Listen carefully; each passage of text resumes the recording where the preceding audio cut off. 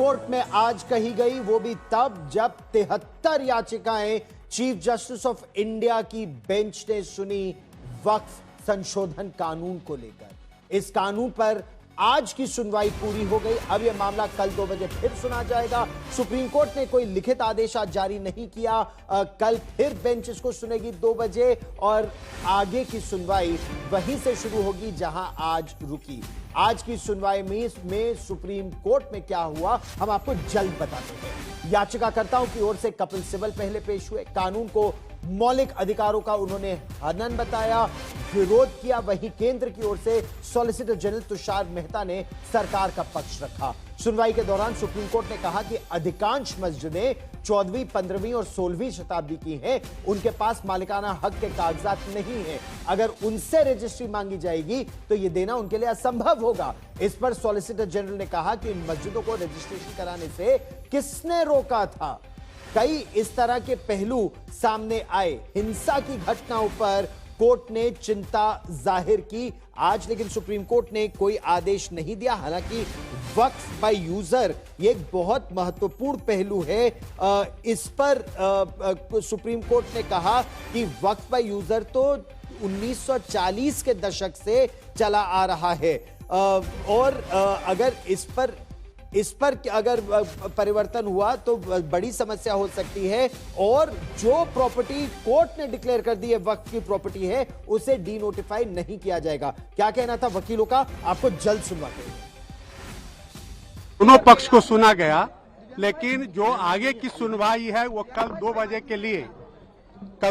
के लिए एडजर्न किया गया है और अभी सुनवाई पूरे केस में जारी है। जो मुस्लिम पक्ष के जो वकीलों का कहना था कि सेक्शन 3 में, सेक्शन 9 में, सेक्शन 14 में, सेक्शन 36 में और सेक्शन 83 में जो अमेंडमेंट्स हुए हैं वो अमेंडमेंट्स उनके फंडामेंटल राइट का हनन करता है। ये मुस्लिम पक्ष का दलील था कानून के हिसाब से। दूसरा उनका कहना है कि जो उनका फंडामेंटल राइट है आर्टिकल 25-26 में, यह जो संशोधित कानून है ये उसका हनन करता है। लेकिन भारत सरकार के तरफ से सॉलिसिटर जनरल और हम लोग जो समर्थक इस संशोधन के हैं, हम लोग के तरफ से जो सीनियर एडवोकेट्स और हम लोगों ने भी अपनी बात रखी कि जो अमेंडमेंट है वो बिल्कुल संविधान सम्मत। एक ऐसी चीज है जो जमाने से चली आ रही है, कई सौ साल हो गए हैं वक्फ बाय यूजर इस्तेमाल करते हुए वक्फ पे, तो इसमें पूरी तरह से हमें उम्मीद है कि इसमें हमें राहत मिलेगी। और दूसरा जो नॉन मुस्लिम बोर्ड के अंदर आया है और जो इलेक्टेड प्रोसेस है उसको इन्होंने ख़त्म किया है। जैसे एमएलए इलेक्टेड था या एमपी इलेक्टेड था और मुस्लिम था, क्योंकि इनके पास तो है नहीं, तो इन्होंने जो है ये अनकॉन्स्टिट्यूशनल जो चीज़ें इसके अंदर रखी है। हमें पूरी उम्मीद है कि हमें इसमें जो है हमें पूरा भरोसा है और पूरे हिंदुस्तान को इसमें यकीन है कि सुप्रीम कोर्ट से हमें इसमें इंसाफ मिलेगा और राहत मिलेगी। और मेरे सहयोगी संजय शर्मा लगातार हमारे साथ इस बड़ी खबर पर हैं। संजय, कोर्ट ने वक्फ बाय यूजर के मुद्दे पर भी सरकार से उनकी सफाई जानना चाहा है, क्योंकि यह कहा है कि 1940 के दशक से ही वक्फ बाय यूजर चल रहा है। इस पर क्या बहस हुई, दर्शकों को विस्तार से बताइए। जी हाँ, बिल्कुल। सवाल तो ये भी कहा गया कि 1923 से वक्फ का कानून है और उस समय से रजिस्ट्रेशन कराया जाए। कोर्ट ने यह भी कहा कि वक्फ बाय यूजर उसमें ठीक है। कोर्ट ने माना कि उसमें कई तरह की गलतियां होंगी, कई तरह के लूप होल्स होंगे, लेकिन ऐसा भी तो है कि सारे के सारे लूप होल्स नहीं होंगे। कई वक्फ बाय यूजर बिल्कुल अपने सही अंदाज में, सही रूप में लोगों के द्वारा इस्तेमाल किया जा रहा होगा, उसका फायदा आम लोगों तक पहुंच रहा होगा। तो ये कौन डिसाइड करेगा और कैसे डिसाइड करेगा कि वक्फ बाय यूजर जो संपत्ति है वो सही रूप में इस्तेमाल हो रहा है उसका, या उसमें कहीं कोई गड़बड़ है, उसका दुरुपयोग हो रहा है, इसको कौन डिसाइड करेगा। तो इस पर भी सरकार अपना रुख साफ करेगी और बताएगी। इसके साथ ही कोर्ट एक अंतरिम आदेश जारी करने वाला था जिसमें 3 पॉइंट्स थे। एक तो कि जिस संपत्तियों को कोर्ट ने अपने आदेश से उनका वक्फ को मंजूरी दी है उसको डीनोटिफाई नहीं किया जा सकता है। दूसरा कि जब डीएम इस किसी भी संपत्ति पर, वक्फ की संपत्ति पर विवाद पर जांच कर रहे हो तो डीएम बेशक जांच करें, लेकिन वो संपत्ति वक्फ ही रहेगी। तीसरी और चीजें जिसमें कि नॉन मुस्लिम मेंबर्स की बात थी उसको फिलहाल टालने की बात थी। इस पर सरकार ने कहा कि अगर कोर्ट अंतरिम आदेश जारी करना चाहता है तो केंद्र सरकार इस पर और बहस करने को तैयार है, अपनी बातें बताने को तैयार है। लिहाजा जब तक सरकार अपनी बात पूरी ना कह दे तब तक ये अंतरिम आदेश जारी करना, पारित करना उचित नहीं होगा। इस पर कोर्ट ने इस बात को फिलहाल मुलतवी कर दिया है और गुरुवार को यानी अगले दिन इस मामले की सुनवाई आगे 2 बजे से और जारी रहेगी। उसके बाद देखते हैं कि कल की सुनवाई के बाद क्या कोर्ट कोई अंतरिम आदेश जारी करता है। जब इस मामले पर टाइमलाइन की बात हुई, कोर्ट ने कहा हम इसे 6 महीने, 8 महीने, 9 महीने में भी फैसला सुना सकते हैं, लेकिन उसके लिए जरूरी है कि सारे पक्षों को बहुत ही धैर्य के साथ और विस्तार से सुना जाए।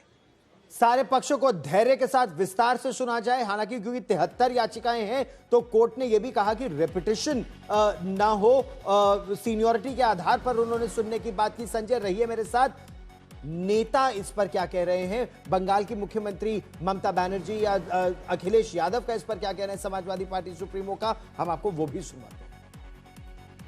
जिस तरीके से वो बिल आया है उस बिल को हम लोग कभी स्वीकार नहीं कर सकते। भारतीय जनता पार्टी का जो रास्ता है वो नफरत भरा है।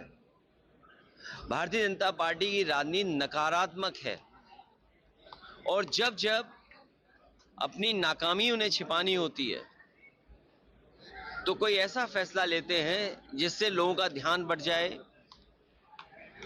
ध्यान बढ़ने के साथ साथ समाज में कैसे हम खाई खोदें उस दिशा में काम करते हैं।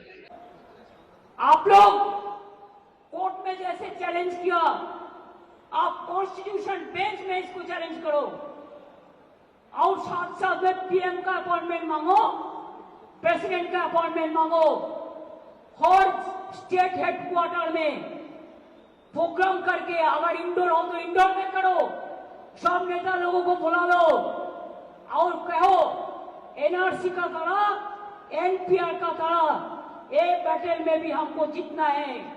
I can assure you, let me come about this 26.